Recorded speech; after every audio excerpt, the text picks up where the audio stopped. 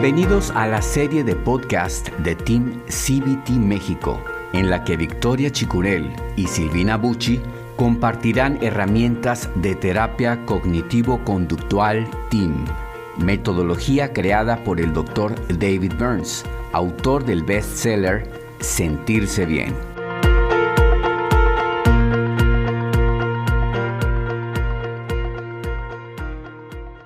Bienvenidos al episodio número 28 de Team CBT México. Mi nombre es Victoria Chicurel y me acompaña mi querida amiga y colega Silvina Bucci. Hola Silvina. Hola Victoria. Qué gusto el día de hoy de dar esta gran noticia, ¿no? De que nuestro congreso se acerca ya.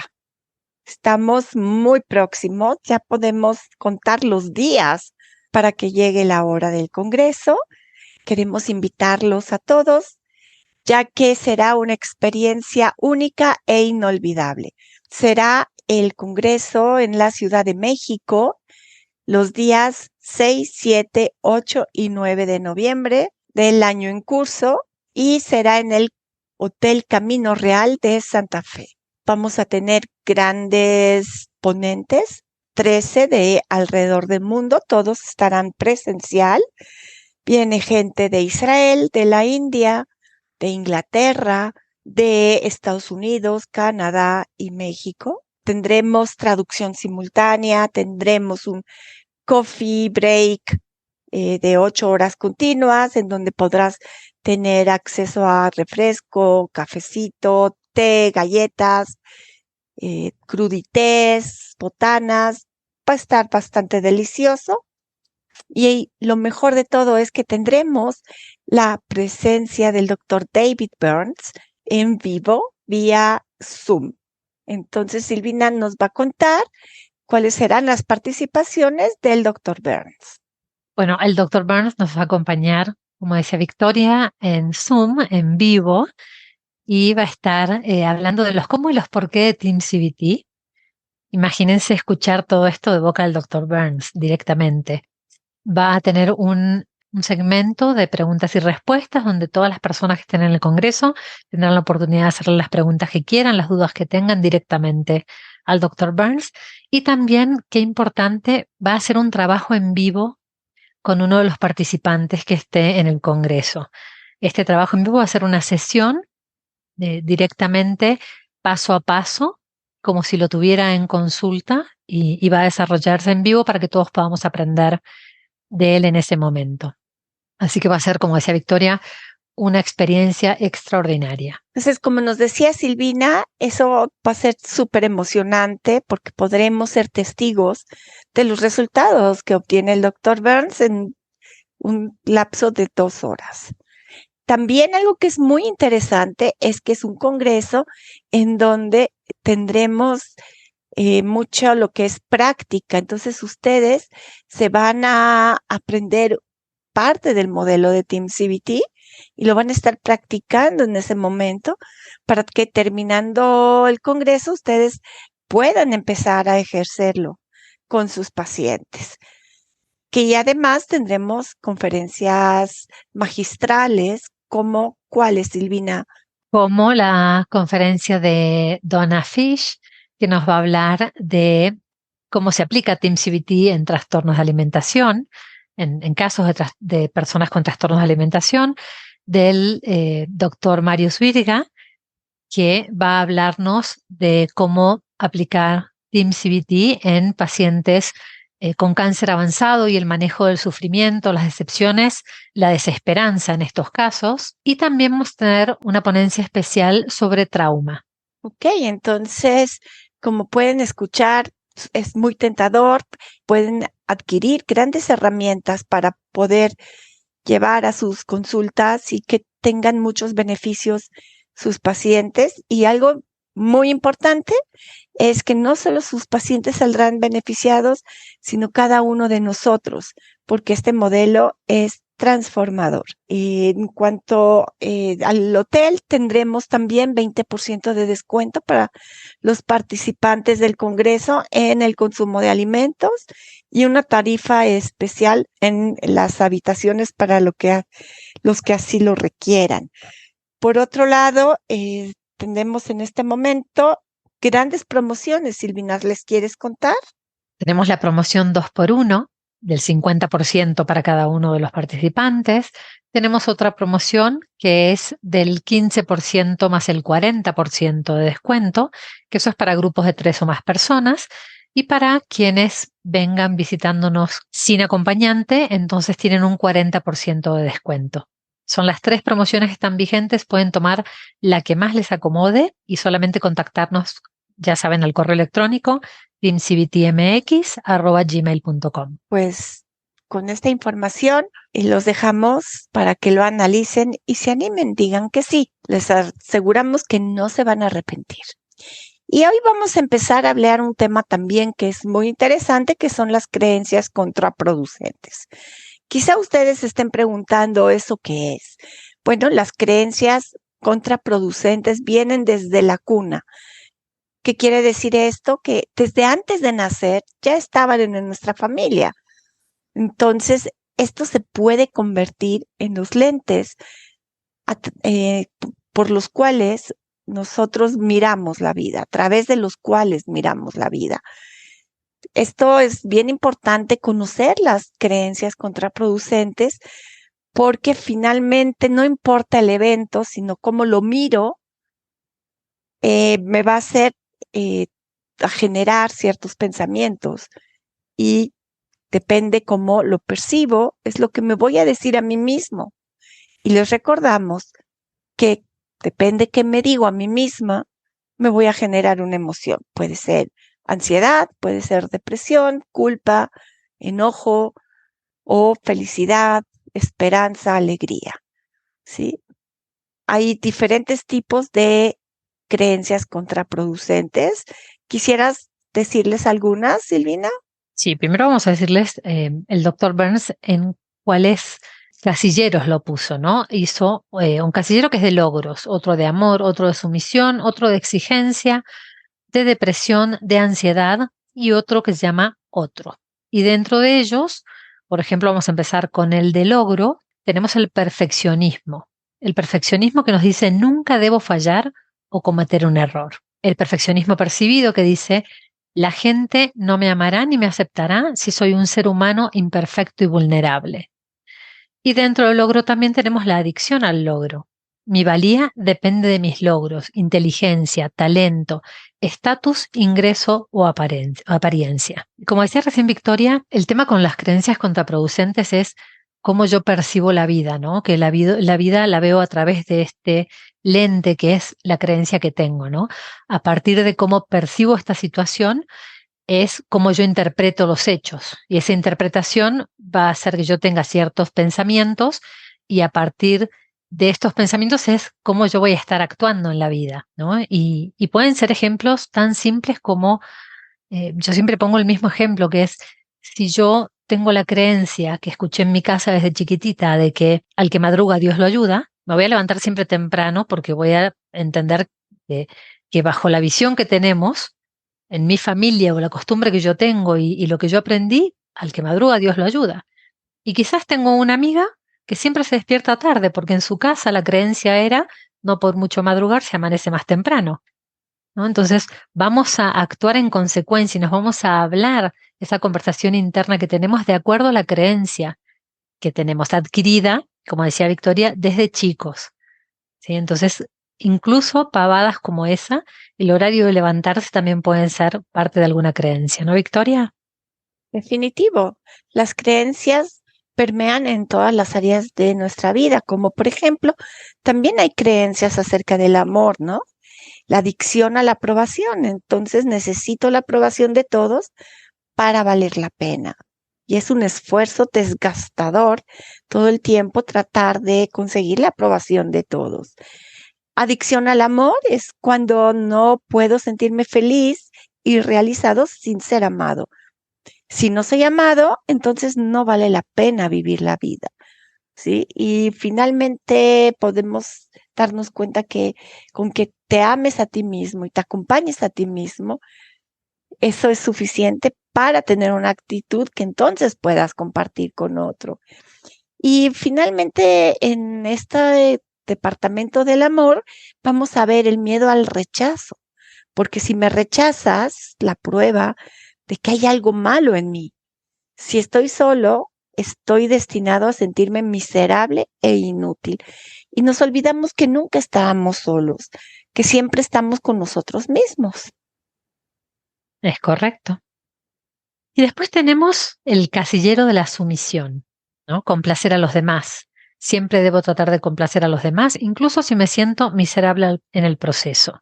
¿Se acuerdan que hace unos días hablamos en otro podcast de justamente del people pleasing, ¿no? De complacer a los demás continuamente y cómo nuestra autoestima depende de la aceptación y de la validación que nos dan los demás y cómo nos sentimos aterrorizados por el rechazo, que es del casillero anterior, del amor, ¿no? Pero todos se van como entrelazando a veces. También tenemos la fobia al conflicto. Las personas que se aman no deberían pelear. Y esto nos va a traer una consecuencia importante en nuestras relaciones interpersonales, porque si pensamos que las personas que se aman no deberían pelear, muchas veces vamos a evitar discusiones porque pensamos que puede surgir una pelea de esa discusión, aunque sea un diálogo, entonces nos vamos guardando las cosas, las vamos barriendo abajo de la alfombra y vamos como generando montañas de cosas que no decimos por esta creencia de la fobia al conflicto. Y en este casillero, la última, del casillero de sumisión, es la autoculpa. Todos los problemas en mis relaciones seguramente son mi culpa. Y como en algún momento hablamos de la culpa en sí, ¿qué pasa cuando yo agarro la culpa de todo? ¿Sí? Cuando tengo autoculpa y pienso que todos los problemas son seguramente mi culpa, y es que le robo al otro la posibilidad de tomar responsabilidad de su parte en el problema y en la relación.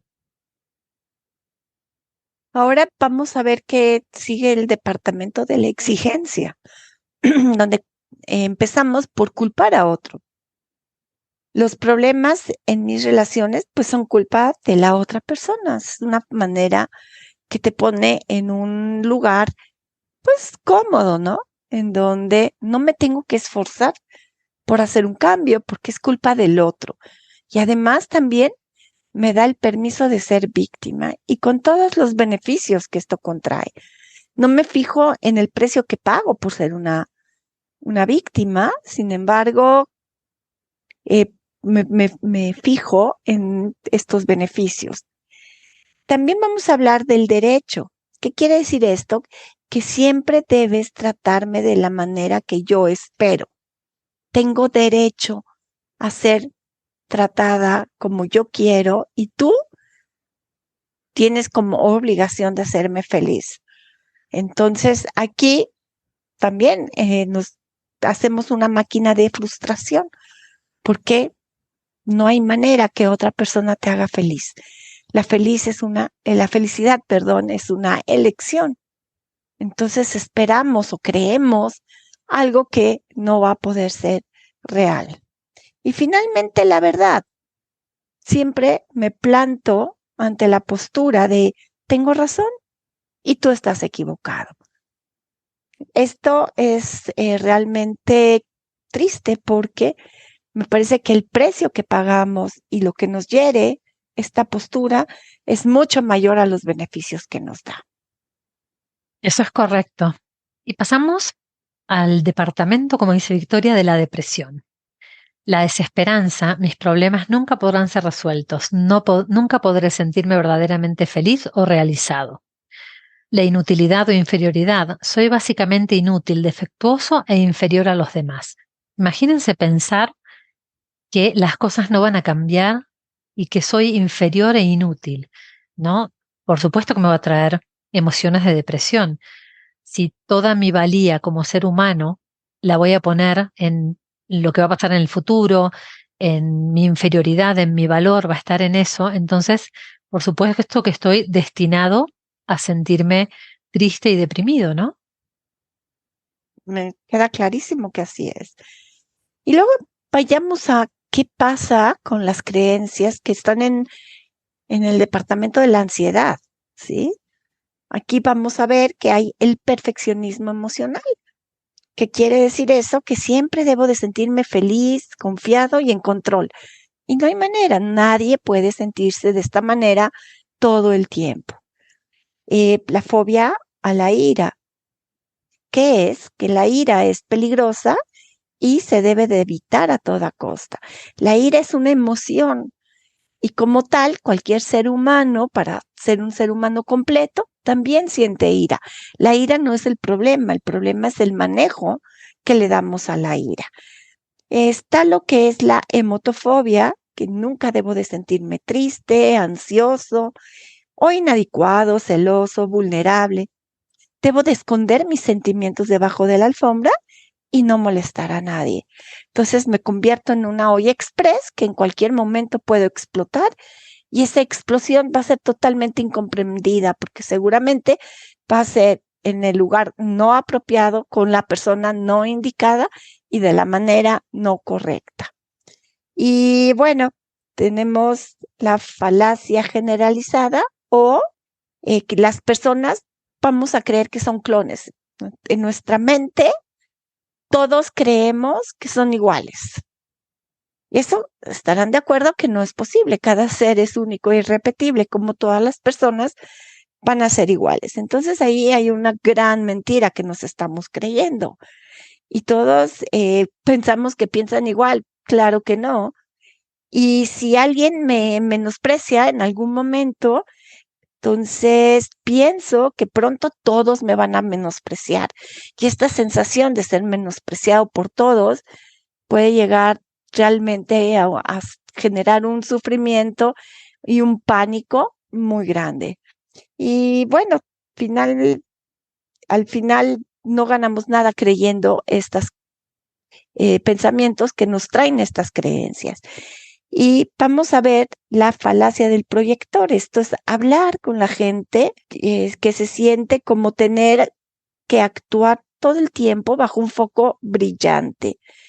Como si yo estuviera en un escenario y todos me están mirando, todos me están juzgando. Si no impresiono a la gente, siendo sofisticada, ingeniosa o interesante, no les voy a agradar. Y bueno, aunque yo pueda ser muy ingeniosa, sofisticada o interesante, eso también va a ser depende a quién, ¿no? Para quién. No le puedo parecer igual a todas las personas. Entonces, todas estas creencias nos llevan a pesos muy grandes en nuestras espaldas. Y finalmente, el pensamiento mágico. Si me preocupo todo lo suficiente, todo va a salir bien.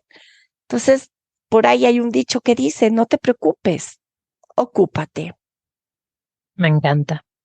Y en el último departamento de las creencias contraproducentes tenemos la sección otro, donde están baja tolerancia a la frustración, nunca debo estar frustrado, la vida debería ser fácil. Y superhombre o supermujer, que dice siempre debo ser fuerte y nunca débil. Y me estaba fijando la cantidad de distorsiones positivas y negativas que hay en estas creencias, ¿no? Y cómo estamos entregados a vivir una vida sujeta a eso que puede ser agotadora, porque, por ejemplo, cuando tenemos miedo al rechazo o adicción al amor, estabas hablando antes, Victoria, cómo vienen los celos ahí, ¿no? El miedo de perder a otra persona, porque entonces si no tengo pareja y todas las cosas que me puedo decir y que me van a hacer sentir miserable, ¿no? Y todas Por eso estas... justo, Silvina, se le llaman creencias contraproducentes. Es decir, Exacto. que producen un efecto nocivo para nuestra salud mental. Exacto, y lo que estábamos hablando la semana pasada o la anterior, ¿no? En otro podcast que hablábamos de la autoestima, ¿sí? Cuando la autoestima es condicional, cuando está sujeta a ese X, ¿no? Esa característica, ese talento, esa habilidad que tenemos o ese logro, y eso es lo que nos define. Entonces, como todos estos casilleros de los que hablamos recién, todas estas creencias, nos tienen un poquito como dominados, ¿sí? Y hacen que nuestros pensamientos y como consecuencia nuestras emociones estén sujetas a lo que esté pasando de acuerdo a nuestras creencias. Totalmente de acuerdo. Por lo tanto, te sugiero que en nuestro podcast hablemos de una creencia contraproducente en particular, que lo vamos a dejar en suspenso para que la audiencia esté pendiente para saber de cuál de todas estas creencias vamos a hablar la próxima semana. Excelente. ¿Estás de acuerdo, Silvina? Me encanta. Entonces, me parece que es momento de retirarnos. Gracias por acompañarnos y los esperamos en el próximo podcast de Team CBT México. Para más información acerca de Team CBT México o para certificarte como terapeuta Team CBT, visita la página www.team-cbtmexico.com.